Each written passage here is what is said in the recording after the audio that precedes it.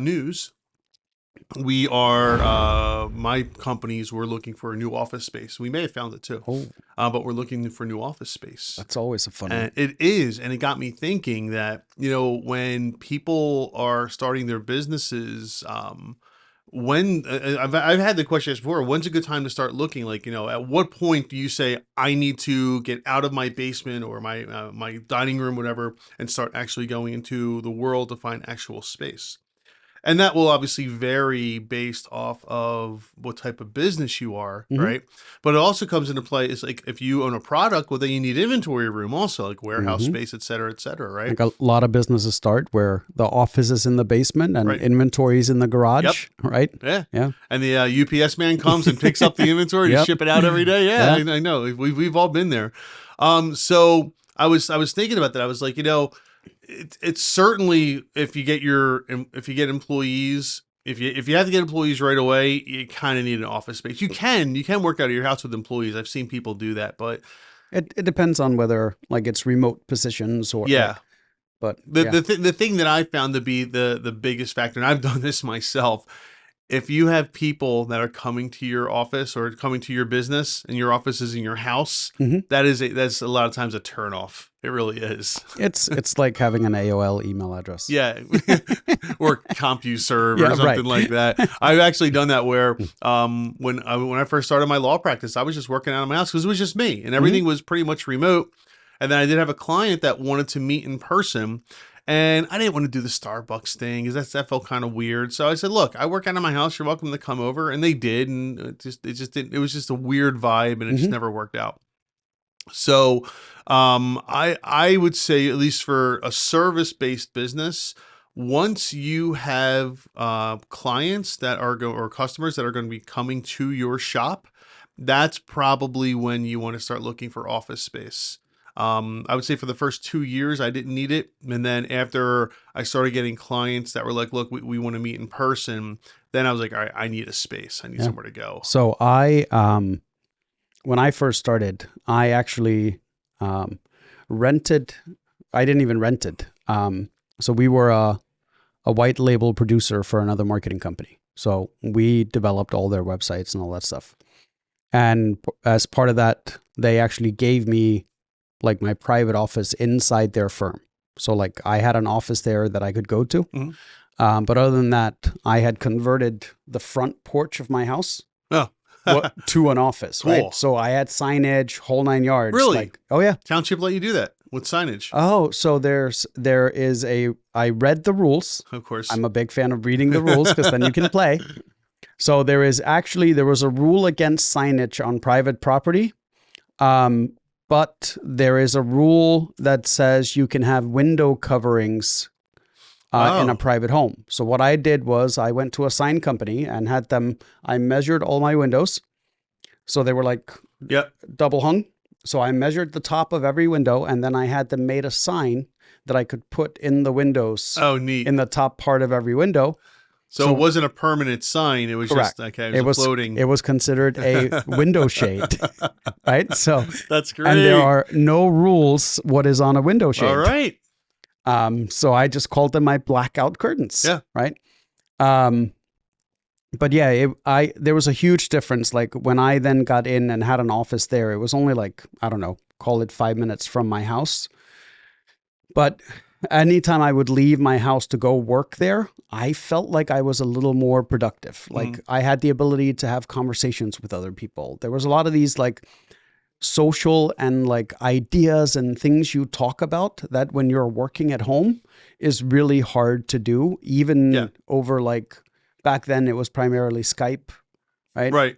Yeah. It's not the same feeling. Right. And I had an employee at the time, but she was a sales rep. So she was like on the road all the time. But she actually had a desk on my front porch. She could come in. Well, I had a... How was that? How'd that feel, having an employee in your home? So it was different because it didn't feel like it was in my home. Because it was separated. It had a private entrance. She could come and go as she pleased. Like the only thing is she needed to use my fridge if she brought a lunch. Which she never did. Or she had to use my bathroom. So like, it wasn't even really like, I never felt like she was in my house, so to speak, because we always, when she was there, we just sat on the front porch. We never went inside the house. Um, but yeah, then a couple of years later, I ended up buying another business. And that was the first time I actually had a physical location. But Yeah. that was because we had inventory, we had large print equipment. Like there was no option other than to have a location. Then the weird thing happened, right? Well, that wasn't weird, huh? No, that wasn't weird. So we moved out of that building because it was horrendous, right? So we moved into a building that was much better, all on the same floor, all that stuff. Um, then we sold some of the equipment, and then COVID hit, Ah, and a big chunk of that business went away. right. So now I was stuck, had 4.5 years left on my lease, Oof. 6,000 square feet, and we went from a 20-man business to a 6-man business overnight. Oh, Right. So basically every employee had 1,000 square feet to do whatever they right. wanted with. But I can tell you, the moment we set up that second location, or that we moved, it was to a much nicer building. It was street level on a major highway. I set up a conference room, bought like a gray table, red chairs. Like it was a totally different feel. The conversations I had with people that I met with, right, that I previously had gone to like a Starbucks or whatever, when they came into the office and sat at my conference table that was all branded, like a red knight statue Yeah. in the middle, um, TV that we could project on, it increased the level, the professional perception level, Without question. right? Yeah. So all of a sudden, the conversations I was having, I no longer had to convince people that we were like a legit company, because people just walked in, and when the receptionist said, "Hey, welcome. Here's the conference room. Would you like some coffee, something to drink, whatever?" And then I would walk in and meet them in the conference room. Like the level of perception from the customer was totally different than scouting around a Starbucks trying to find the person. Right. Right. Exactly. Right? So, Hi. right. So that's the perception perspective on having an office versus meeting someone at home. Yeah. Right. I also think it changes how you work once you go to an office. Oh, that's without question. Right? Like Yeah, whether it's no doubt. whether it's an office that has a conference room or just an office. Even like I talked to a guy that was a landscaper, and he always operated out of his house, right? He had his lawn mowing equipment in the garage in the wintertime. That's where he would fix it. And then he just grew a little bit and no longer had the room. So he went and got like, it was almost like a old car shop that had shut down. So he had like 2 bays and an office area and stuff. And I always remember like it had been like a couple of months since he moved, right? And I went to see him because he had been a client for years. And he goes, "I feel like a business now." And I'm like, "What do you mean?" He's like, "I don't know. I just feel like I need to do more business things." And I'm like, "Well, you're growing." And he's like, "Yeah, but like coming to an office and having employees." And he's like, "It's totally a different vibe than when the guys were showing up at my house Yeah. to grab the equipment and leave." He's like, just the whole feeling is different. And it was funny because over the next year, he drastically increased his business. And I think it was like a mentality shift that just happened by getting an actual like location and office. It makes and it real. It does. It Yeah. makes it real. Yeah. It makes it seem different. So if you're and again, this is just my opinion. If I'm working out of my house, I just feel like I'm just doing work. I don't feel like I'm running a business. It's like, but when you go into your own office and your own setup, and Mhm. it's your brand name there and everything like that, it really does. It generates something inside of you. It turns some switch on I that. think it's almost like pride, It, that's kind of it. Yeah, right? that's Like, definitely a part of it. No question.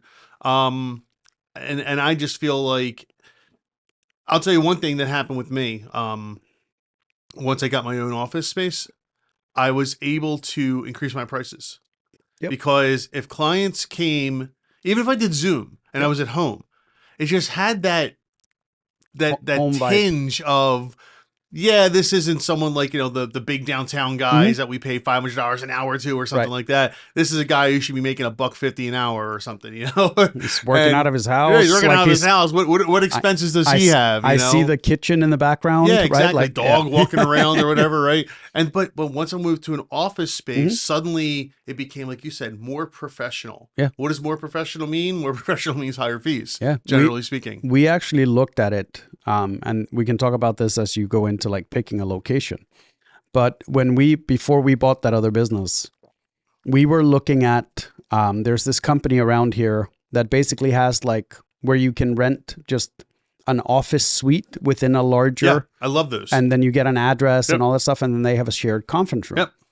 Well, at the time, they were also offering packages where you only had access to the conference rooms. Oh, So you didn't have a very private cool. office, but they had like 4 locations. They were like King of Prussia, Conshohocken, whatever. So you have your clients meet you there. You could I have love your that. clients meet, and the receptionist knew you were coming, knew you're like, so if you were running late, the receptionist would still welcome them, put them into the conference room. Like, I'm like, that's a nifty idea. Cause Yeah. like, Yeah, there are companies like Regis, mhm, REGUS. They do that. There's there's a bunch of them out yeah, there. Lucid's another company yep. that not the car company, No, no, but I get it. they do that. Yeah, we actually set some of my clients that are new to the Mhm, industry or whatever business they're in, we will set them up in something like that now, yeah. where we'll set them up with like a Regis address or something, and they can go and they can use the office and etc. when needed. And another thing that I came to realize over the last couple of years, primarily because of the Google My Business stuff, Hmm. is because if you have a physical office, your Google My Business listing is location based. Right.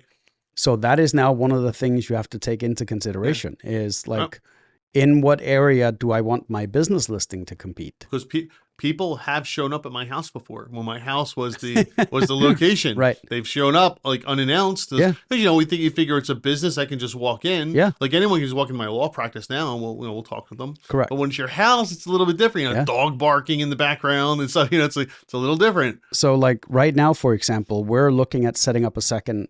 So we have a year left on the lease that we're in for our secondary office. Mhm. We're looking at getting a second office, meaning we'll still have 2 locations, but they'll both be a much smaller footprint, right?